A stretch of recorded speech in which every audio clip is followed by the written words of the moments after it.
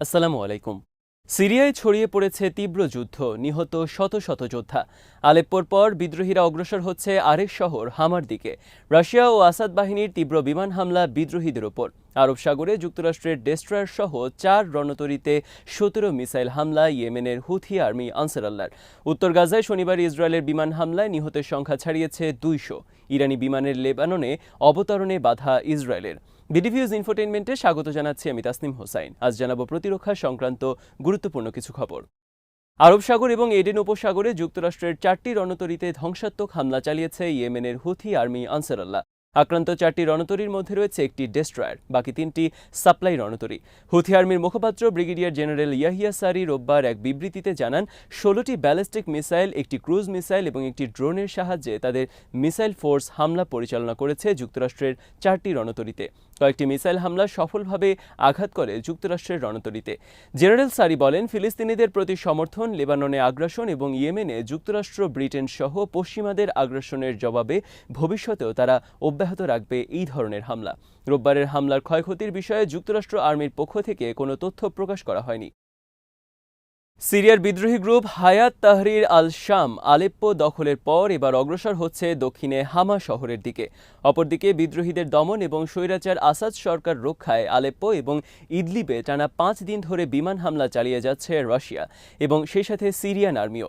Russian reconciliation centre in Syria জানিয়েছে, 24 ঘন্টায় Syrian army এবং রাশিয়ান আর্মির যৌথ হামলায় ইদলিব, আলেপ্পো এবং হামায় নিহত হয়েছে 320 বিদ্রোহী সেনা, আহত হয়েছে আরও কয়েকশো।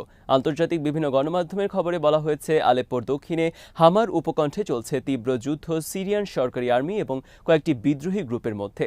একই সাথে আকাশ থেকে হামলা পরিচালনা করেছে রাশিয়ান যুদ্ধবিমান। রাশিয়া নির্বিচারে বিমান হামলা পরিচালনা করছে ইদলিব এবং ঐতিহাসিক আলেপ্পো শহরে। এতে নিহত হয়েছে অনেক বিদ্রোহী যোদ্ধা এবং বেসামরিক সিরিয়ান। 2015 সালেও আসাদকে রক্ষায় আলেপ্পোয় বিদ্রোহীদের বিরুদ্ধে রাশিয়ান বিমান হামলায় ধ্বংস হয়ে যায় অনেক প্রাচীন মূল্যবান স্থাপনা।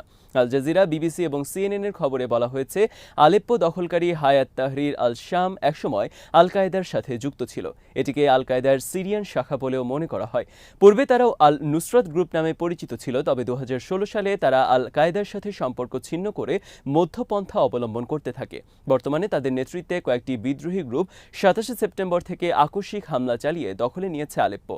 তাদের সাথে রয়েছে অপর গুরুত্বপূর্ণ গ্রুপ তুরস্ক সমর্থক ফ্রি সিরিয়ান আর্মি। 2016 সাল থেকে ইদলিব নিয়ন্ত্রণ করে আসছে হায়াত তাহরির আল শাম। বর্তমানে আলেপ্পোর দক্ষিণে হামা শহরের প্রবেশমুখে তীব্র যুদ্ধ চলছে প্রেসিডেন্ট বাশার আল আসাদের সিরিয়ান আর্মি এবং হায়াত তাহরির আল শামা যোদ্ধাদের মধ্যে। 2011 সাল থেকে সিরিয়ায় গৃহযুদ্ধের পর বিদ্রোহীরা দখলে নেয় আলেপ্পো, কিন্তু 2015 সালে রাশিয়ান আর্মি প্রেসিডেন্ট আসাদকে রক্ষায় অভিযান শুরু করে সিরিয়ায় এবং তীব্র বিমান হামলার মাধ্যমে আলেপ্পো থেকে বিদ্রোহীদের হটিয়ে দখল করে আলেপ্পো। এ সময় সিরিয়ান প্রেসিডেন্ট বাশার আল আসাদকে রক্ষায় রাশিয়ার সাথে এগিয়ে আসে ইরানও। এরপর থেকে আলেপ্পো ছিল সিরিয়ান সরকারের নিয়ন্ত্রণে, কিন্তু গত শনিবার শহরটির ওপর আবারও পূর্ণ নিয়ন্ত্রণ নিল বিদ্রোহীরা। রোববার সিরিয়া সফর করে প্রেসিডেন্ট বাশার আল আসাদের প্রতি সমর্থনের কথা জানিয়েছেন ইরানের পররাষ্ট্রমন্ত্রী। জর্ডান এবং সংযুক্ত আরব আমিরাতের 2 রাজাও সমর্থনের কথা জানিয়েছেন আসাদের প্রতি। দীর্ঘ 8 বছর পর কেন বর্তমানে আবারও নতুন করে সিরিয়ায় গৃহযুদ্ধ শুরু হলো, এই বিষয়ে আন্তর্জাতিক বিভিন্ন গণমাধ্যমের বিশ্লেষণে বলা হয়েছে, বিদ্রোহী একটি ভালো সুযোগ গ্রহণ করেছে বর্তমানে।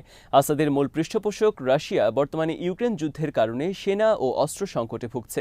ইসরায়েলের হামলায় মেরুদণ্ড ভেঙে পড়েছে ইরান সমর্থিত হিজবুল্লাহ। হিজবুল্লাহ একসময় আসাদ বাহিনীর পক্ষে যুদ্ধ করেছে বিদ্রোহীদের বিরুদ্ধে, কিন্তু তাদের এখন আর আসাদের পক্ষে দাঁড়ানোর সামর্থ্য নেই। তাছাড়া ইরানেরও সামর্থ্য নেই আগের মতো আসাদের পক্ষে দাঁড়ানোর। কয়েক বছর ধরে ইসরায়েল নিয়মিত হামলা পরিচালনা করেছে সিরিয়া, ইরানি স্থাপনা এবং ইরান সমর্থিত গ্রুপের ওপর। সর্বশেষ গত শনিবারও ইসরায়েল সিরিয়ার অভ্যন্তরে লেবানন সীমান্তে বড় ধরনের হামলা চালিয়েছে। হিজবুল্লাহর একটি ঘাঁটিতে এই হামলা চালানো হয়। ইরান, হিজবুল্লাহ এবং রাশিয়ার সার্বিক দুর্বল অবস্থার প্রেক্ষিতে সিরিয়ার কয়েকটি বিদ্রোহী বাহিনী একত্রিত হয়ে যৌথ কমান্ড গঠন করে নতুন করে অভিযান শুরু করে। অভিযানের শুরুতেই তাদের সাফল্য এখন গোটা বিশ্বের গণমাধ্যমের অন্যতম শীর্ষ খবর। ইসরায়েলের বাধার কারণে সিরিয়ার অবতরণ করতে পারেনি ইরানের একটি বিমান। শনিবার শেষ রাতে ইরানের মাহের এয়ারলাইন্সের একটি বিমান অবতরণের চেষ্টা করে সিরিয়ায়। এ সময় ইসরায়েলের একটি যুদ্ধ বিমান ইরানের বিমান অবতরণের বাধা দেয় এবং ইরানে ফেরত যাওয়ার নির্দেশ দেয়। আকাশে হামলা এড়াতে ইরানের বিমানটি অবতরণ না করে ফেরত যায় বলে জানায় ইসরায়েল। ইসরায়েল আর্মির আরেকটি বিবৃতিতে বলা হয়েছে, সিরিয়ার উপকূলীয় শহর লাতাকিয়ায় ইরানের একটি বিমান অবতরণের প্রমাণ পেয়েছে তারা। ইসরায়েলের পক্ষ থেকে বলা হয়েছে, ইরান লেবাননে অস্ত্র সরবরাহ করছে মনে করে বিমানটিকে তারা অবতরণ করতে দেয়নি।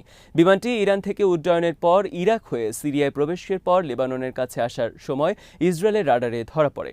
ইসরায়েল অনতিবিলম্বে বিমানটিকে বাধা দেওয়ার জন্য যুদ্ধবিমান পাঠায় লেবাননের আকাশে। ইসরায়েল জানায়, গত এক মাসে তারা ইরানের বেশ কয়েকটি বিমানকে অবতরণ করতে দেয়নি লেবাননে, কারণ লেবাননের হিজবুল্লাহ আর্মির অস্ত্রদাতা হলো ইরান। ইরানের বিমানে করে লেবাননে যাতে অস্ত্র আনতে না পারে সেই কারণে তারা ইরানের বিমানকে লেবাননে অবতরণে বাধা দেয়। টাইমস অফ ইসরায়েল বিভিন্ন গণমাধ্যমের খবরে বলা হয়েছে, যুদ্ধবিরতির সুযোগ হিসেবে কাজে লাগাচ্ছে ইরান এবং হিজবুল্লাহ পুনরায় শক্তি অর্জনের ক্ষেত্রে। লেবানন এবং ইরানের মাঝে অবস্থিত ইরাক এবং সিরিয়া। লেবানন অবস্থিত সিরিয়া সীমান্তে। ইরাক এবং সিরিয়ায় রয়েছে ইরান সমর্থিত মিলিশিয়া বাহিনী। ইরান স্থলপথে লেবাননে অস্ত্র পাঠাচ্ছে বলে অভিযোগ ইসরায়েলের এবং ইরানি স্থাপনা লক্ষ্য করে প্রায় সিরিয়ায় হামলা চালায় ইসরায়েল। উত্তর গাজায় শনিবার ইসরায়েলের বিমান হামলায় নিহতের সংখ্যা 2 শতাধিক ছাড়িয়েছে। সোমবার সিএনএনের খবরে বলা হয়েছে, শনিবার ইসরায়েল আর্মি বিমান হামলা চালায় উত্তর গাজার তেল আল জাতার এবং বেত লাহিয়ার 5টি ভবনে, যেখানে আশ্রয় নিয়েছিল অনেক ফিলিস্তিনি। হামলার পরপরই শতাধিক উদ্বাস্তুর মৃতদেহ উদ্ধার করা হয় হামলাস্থল থেকে। ভবনের নিচে চাপা পড়ে থাকে আরও অনেকে। রোববার পর্যন্ত 5টি ভবনের হামলায় মৃত্যুর সংখ্যা ছাড়িয়েছে 2 শতাধিক। একই দিনে একটি ত্রাণ কেন্দ্র ইসরায়েল আর্মির হামলায় নিহত হয়েছে কমপক্ষে 12 জন। হামাসের সামরিক শাখা কাসাম ব্রিগেডস জানিয়েছে, শুক্র এবং শনিবার তারা কয়েক দফা মরণঘাতী হামলা চালিয়েছে উত্তর গাজায় ইসরায়েলি সেনা অবস্থানের ওপর। এতে নিহত হয়েছে বেশ কয়েকজন ইসরায়েলি সেনা। ইসরায়েল আর্মি শনিবার তাদের একজন সেনা নিহতের কথা স্বীকার করেছে উত্তর গাজায়। আজ এখানেই শেষ করছি। সমরাস্ত্র, প্রতিরক্ষা এবং কূটনীতির নানা তথ্য জানতে চোখ রাখুন বিডিভিউজ ইনফোটেইনমেন্টে। চ্যানেলটি ভালো লাগলে সাবস্ক্রাইব করুন, সংযুক্ত থাকুন আমাদের ফেসবুক পেজে। আল্লাহ হাফেজ।